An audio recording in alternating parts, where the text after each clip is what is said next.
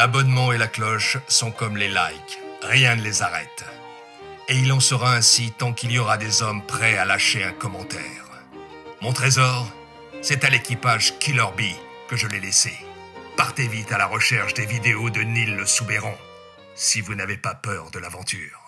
Et bzz les abeilles, donc bienvenue dans ce 3e épisode de One Piece Podcast. Et je suis pas tout seul, je suis avec un youtubeur que j'ai découvert de façon totalement aléatoire. Je m'y attendais pas et je suis tombé directement sur ta chaîne. Je me souviens, le premier lien ça a été Joe, forcément.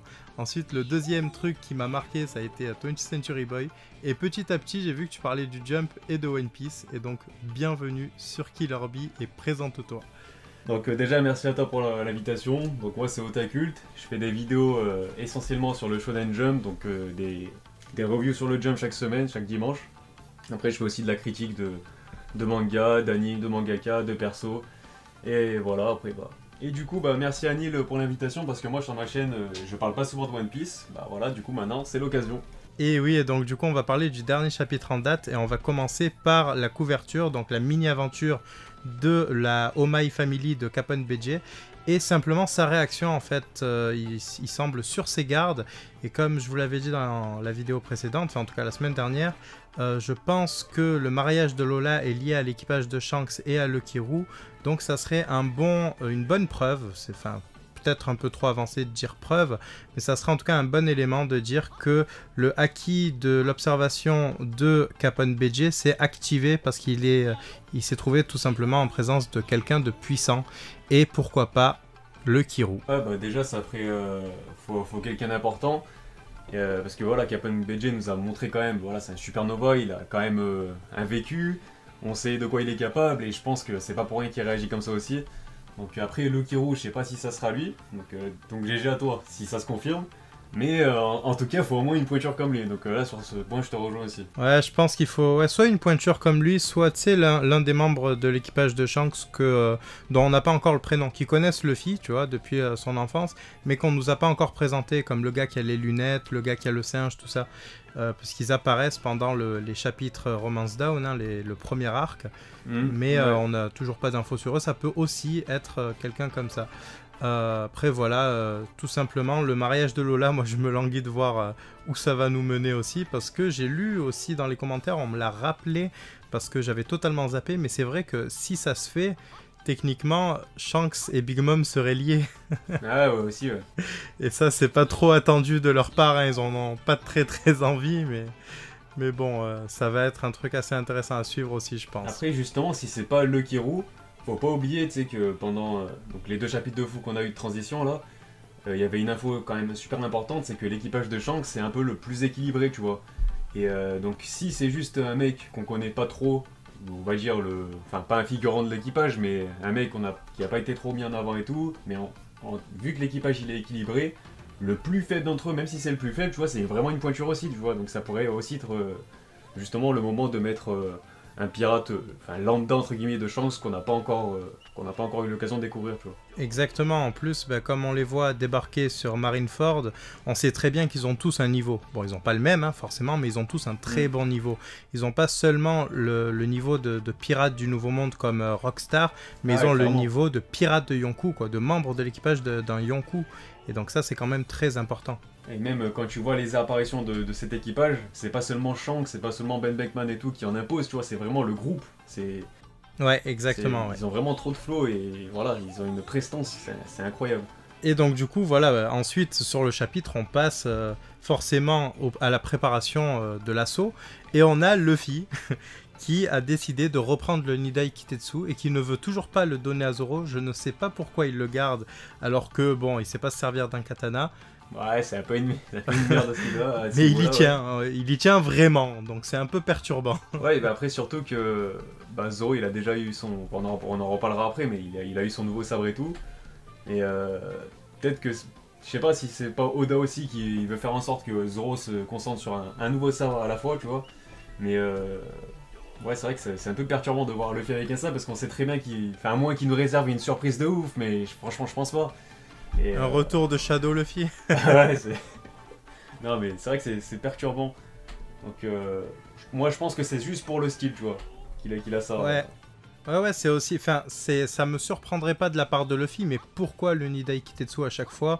Et pourquoi il le refuse à Zoro? Parce qu'il a vraiment envie de le garder, de ne pas le confier à Zoro. Ça me rappelle un peu sur Dressrosa quand il dit clairement à Zoro qu'il a pas envie de le voir participer au tournoi du Colisée, alors que Zoro en meurt d'envie. Et là, c'est la même chose avec ce sabre. Il le nargue avec et il veut simplement pas lui donner, quoi. Après, ouais, c'est peut-être le petit caprice, tu vois, parce que tu le vois sur la page là, le mec il est déguisé en samouraï, tu vois, il est refait, ouais. Tu vois. Et pour avoir l'air plus cool, je pense qu'il va aussi peut-être un sabre de renom, tu vois aussi. Aussi, et c'est surtout très intéressant parce que cette armure, il la demande en arrivant sur Oa et Tenguyama lui dit qu'elle ne doit être portée qu'en cas de grand événement. Et là, on le voit enfin avec, donc il doit être vraiment très content de le porter, même si on le compare à un scarabée. Et donc, ouais, mais clairement, alors ça, c'était un manque de respect aussi. Non, mais les petites interpellations de Robin quand... En fond comme ça me bute à chaque fois. Genre, la meuf, elle est totalement décalée, elle te sort une petite punchline comme ça et ça passe toujours crème. Genre. Toujours, ouais, avec Robin, mais je me rappelle aussi quand elle parlait de si elle se faisait écraser avec le Sunny dans l'océan. Ah oui. Non, mais Robin, c'est un délire à part aussi. Mais justement, en parlant d'armure et de katana, on a Brook qui a une nouvelle lame qui semble bien travaillée, bien propre, et donc c'est peut-être un Meito, mais... Alors Chopper en a une aussi, on le disait tout à l'heure, mais bon, on s'en fout, c'est pas son... Comment dire, c'est pas sa façon de se battre, c'est pas un sabre important non plus comme pour Luffy, alors que Brook, c'est un escrimeur, donc forcément ça va être important. Ouais, il y a utilité. Ouais. Exact, et aussi simplement le fait qu'il n'utilise pas Soul Solid, alors qu'on n'a pas encore tout vu de cette lame, je pense.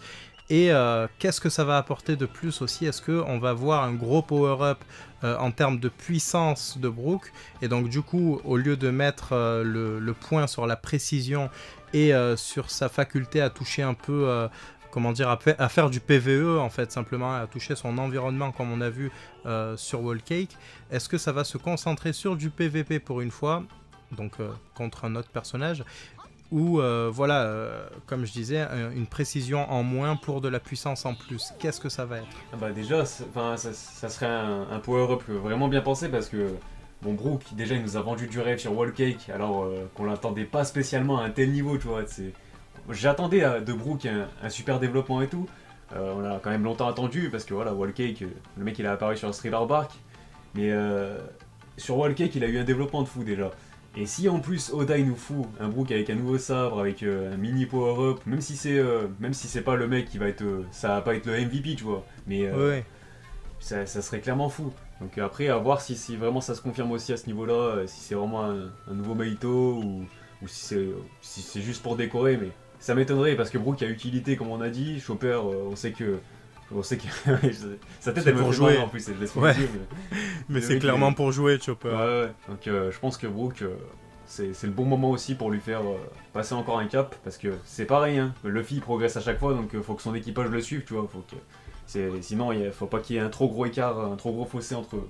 Exactement, et je pense que même si même s'il ne garde pas ce sabre après Oa, je pense que si c'est un Meito, il doit avoir une importance pour lui, il doit lui apprendre quelque chose. Donc même si après Oa, il laisse le katana sur l'île et qu'il repart avec Soul Solid, il aura quand même eu son power-up, il aura quand même eu une expérience vis-à-vis de ce sabre. Ouais, avec une nouvelle lame, ouais, carrément. Et une lame qui est peut-être même supérieure à celle qu'il a, tu vois. Donc après ça reste à confirmer aussi, mais c'est clair que en fait c'est une expérience qui va imprégner en lui, tu vois. Donc clairement c'est pas perdu même si ça lui suit pas par la suite, quoi. C'est ça, et puis justement on parlait de cette présence, de cette des âmes des Meito. Tu m'as fait remarquer tout à l'heure que Zoro avait eu une particularité, donc je te laisse en parler. Ouais, donc moi c'est ce qui m'a interpellé avec la case avec Zoro et Sanji, c'est que d'habitude Zoro quand il s'embrouille avec Sanji, bon voilà, il lui fait un coup de sabre dans le vent ou je sais pas quoi, il s'énerve, tu vois, mais là il a carrément invoqué son sabre, tu vois, il a lâché un Enma comme s'il allait sortir du sabre ou comme si c'était un Zanpakuto dans Bleach, tu vois. Ça m'a vraiment fait penser à ça. Et je sais pas si on aura, c'est comme ta théorie, toi aussi tu m'as rappelé ta théorie comme quoi avec la voix qui entend toutes choses et l'âme des sabres et tout. Bah là, je pense que là aussi, ça serait un putain de power-up pour Zoro si son sabre, il a vraiment une âme et tout.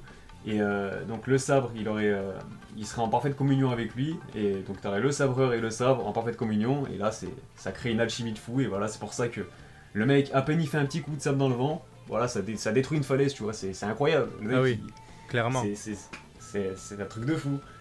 Faut se dire, ça va être quoi contre Kaido ou contre une grosse tête, tu vois.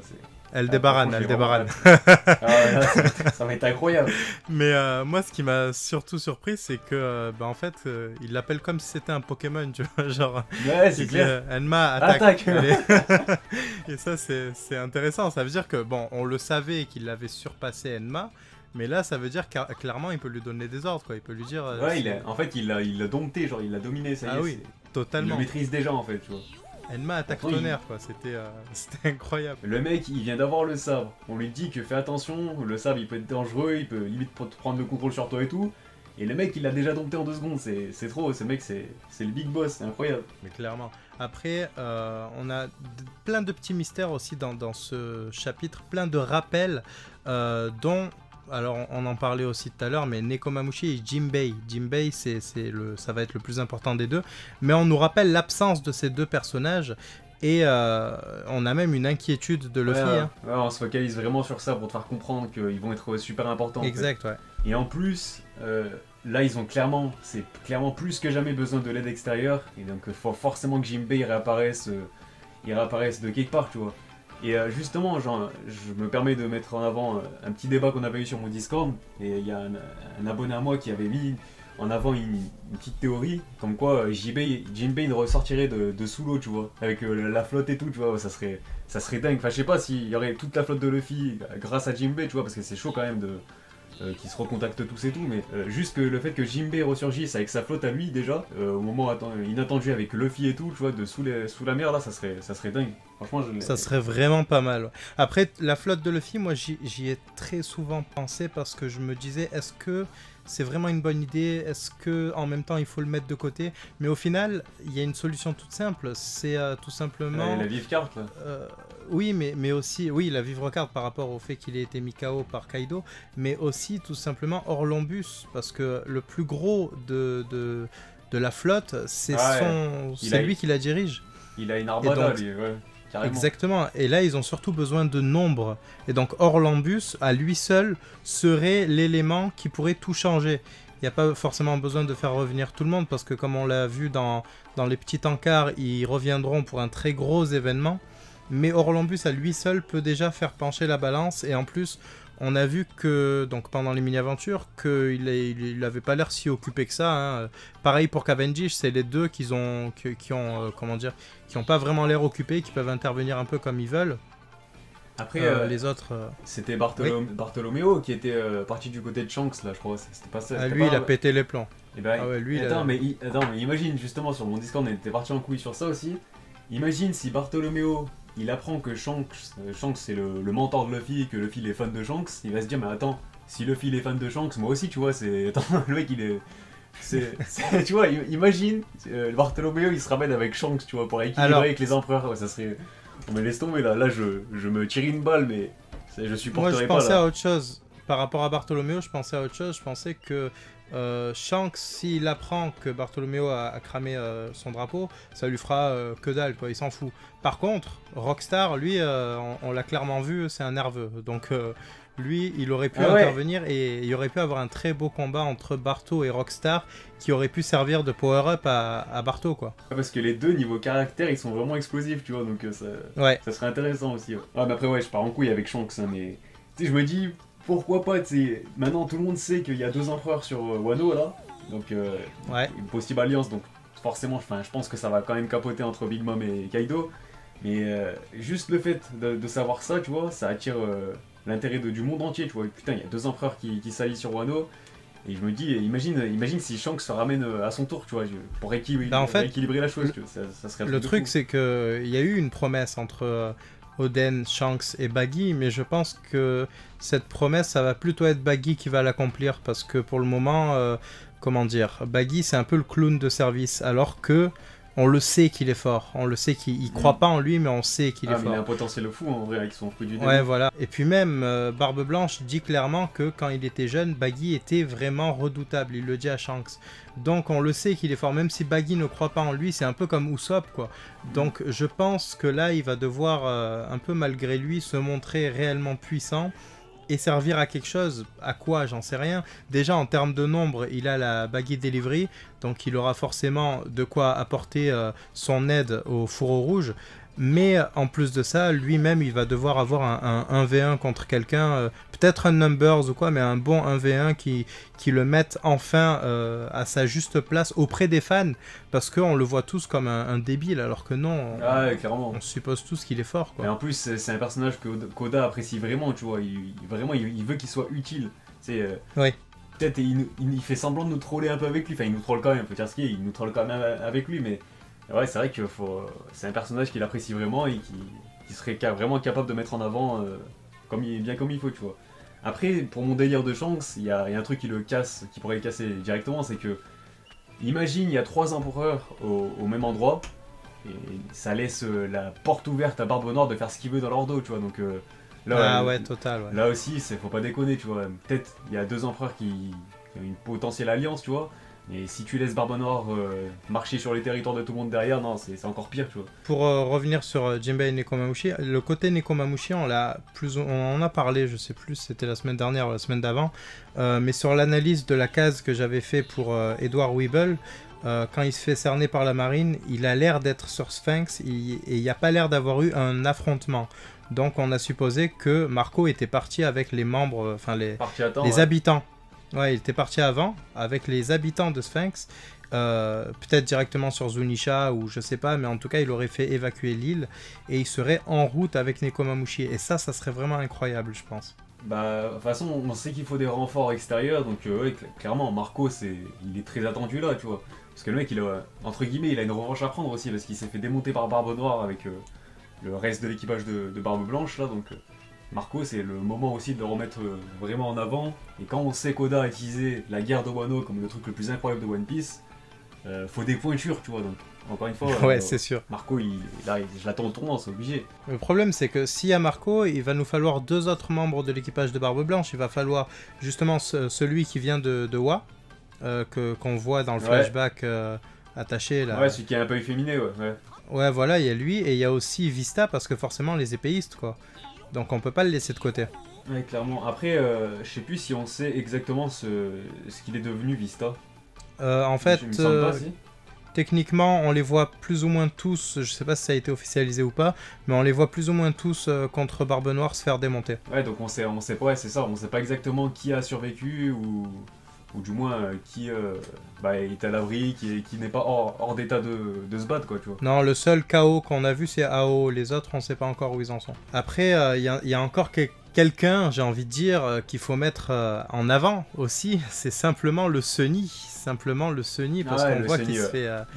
Il se fait attaquer et on n'a pas eu droit lors de l'arc précédent, donc Whole Cake Island, à un vrai retournement de situation vis-à-vis de la matière qui compose le Sunny.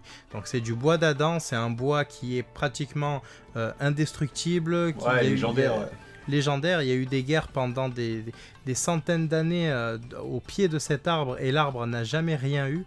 Donc moi j'ai envie de voir enfin le Sunny essuyer une attaque frontale, se manger des grosses explosions et sortir totalement indemne de ça, parce que depuis le début, depuis que Franky nous a survendu cette matière, pour le moment on n'a rien vu.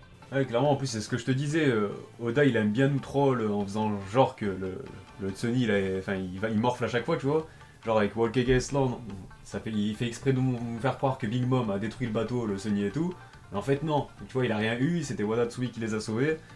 Et là, justement, c'est un peu le même schéma, on va dire. C'est le Sunny qui semble avoir morflé, avoir subi une attaque.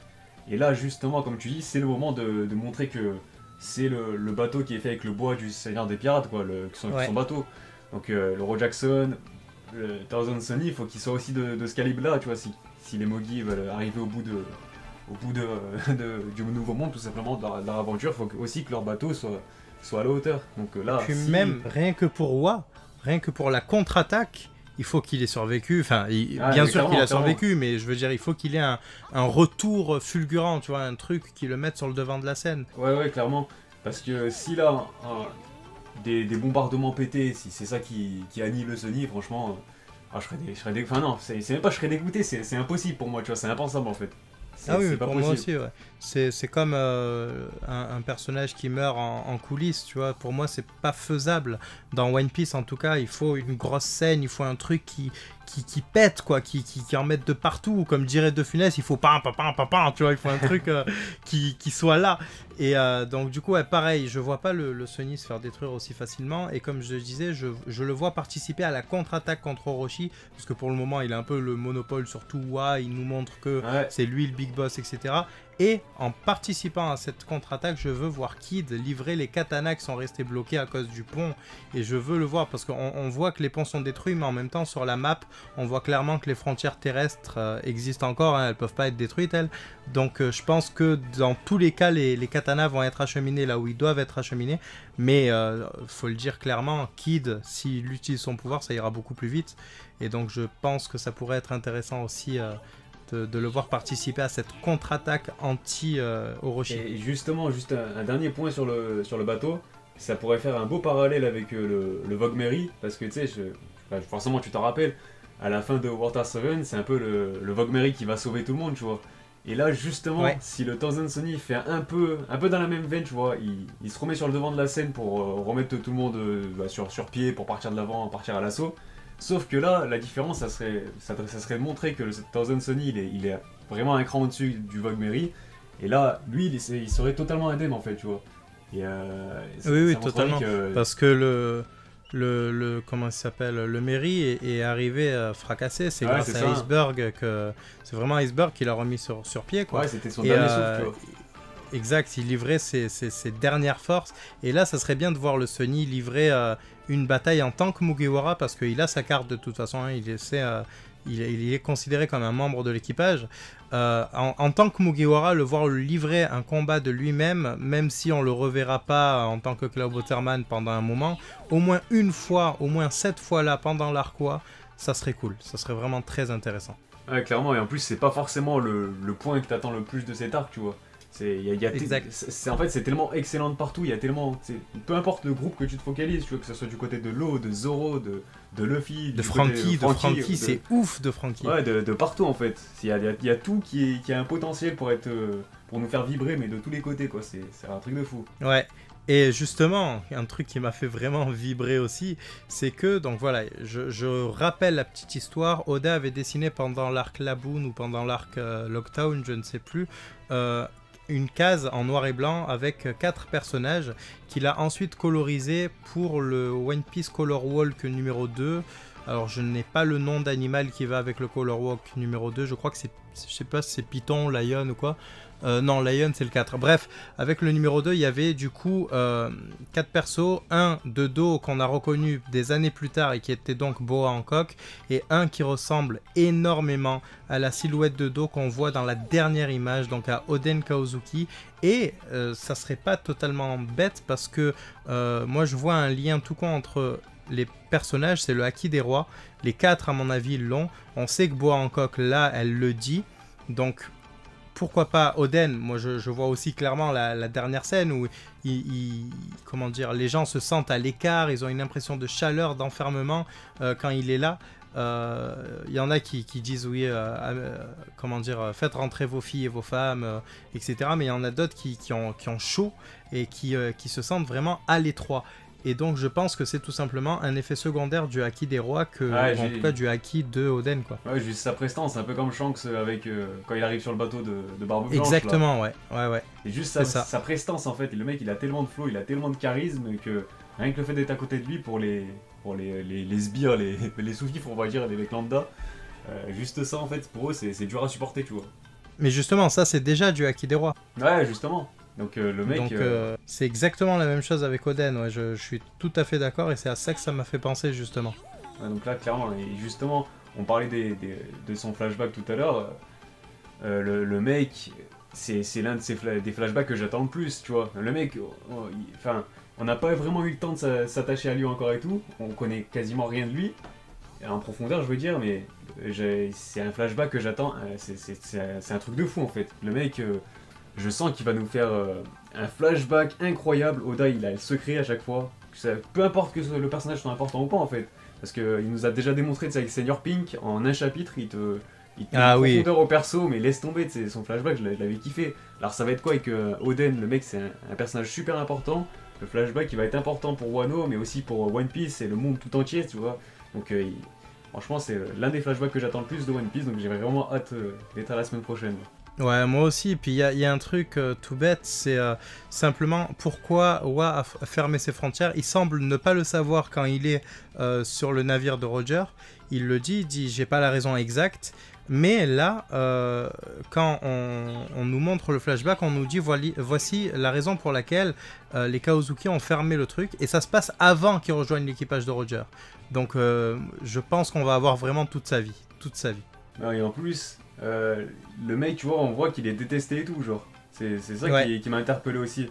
Parce Après, il y a des raisons, je pense que c'est parce que justement il essaye de quitter le pays, mais aussi, je sais pas si tu as remarqué, la façon avec laquelle il s'est habillé, il me semble un peu dévêtu quand même pour un samouraï. Bah, moi, je sais pas s'il porte pas des choses aussi, genre sur lui là. Enfin, je veux dire, c'est pas vraiment des vêtements, mais je veux dire, est-ce qu'il porte pas des trucs là? Parce que regarde. Sur son armure, tu veux dire? Ouais. Ouais, c'est possible. Moi, c'est au niveau des jambes que je me dis peut-être qu'il est un peu trop impudique vis-à-vis de Wa et en tout cas de ce qui se fait sur cette île. Peut-être qu'il est dans une tenue qui leur convient pas. Parce que moi, je sais pas, on dirait qu'il porte des trucs sur lui comme s'il ramenait quelque chose, genre aussi. Mais sans les tenir non plus, tu vois. Je sais pas si c'est peut-être son chara-design qui est un peu loufoque, tu sais, comme Oda il a le secret, parce que. On sait tous qu'Oda il aime bien faire des chara-designs loufoques pour des persos super importants, et justement ça empêche pas les persos d'être super charismatiques, tu vois. Donc à voir si c'est juste son design qui est un peu chelou, mais en fait il est trop intriguant ce perso parce qu'on l'a encore jamais vu, depuis qu'Oda le mentionne, tu sais, il aurait pu nous juste montrer son visage, un truc comme ça, mais non, il est toujours dans l'ombre, et je pense que son chara-design va vraiment être marquant en fait, pour le coup. Quand on va se voir, on va se dire putain ouais, je comprends pourquoi il nous a fait attendre, tu vois. Donc, je pense totalement, ouais. Et donc voilà, c'est sur Oden Kaozuki qu'on finit donc ce One Piece podcast. Bah écoute, merci à toi d'avoir été présent dans cet épisode. N'hésitez pas à retrouver du coup sa chaîne qui sera en description bien évidemment, même si vous la connaissez à mon avis déjà. Merci à toi surtout. Bah de rien, c'est normal, écoute, j'espère par ce format réussir à collaborer avec un maximum de gens dont je suis le travail, etc. et que j'apprécie. Donc c'est une bonne occasion aussi pour moi de t'inviter sur la chaîne et je suis assez content du coup de ce qu'on a pu donner dans cet épisode. En tout cas moi ça m'a fait plaisir et c'est un peu la preuve que One Piece ça rassemble tout le monde, tu vois. Encore là on a parlé d'un chapitre, mais juste un détail sur le chapitre on aurait pu en parler pendant des heures. C'est ça que je trouve fou avec ce manga en fait, c'est vraiment fou. Exactement, ouais c'est vrai. Et donc voilà, écoutez, bzz les abeilles, n'hésitez pas à vous abonner et à très vite. On se reverra. Si vous voulez soutenir Barbe Blanche et Luffy, abonnez-vous à Killer Bee, où c'est mon point ardent dans...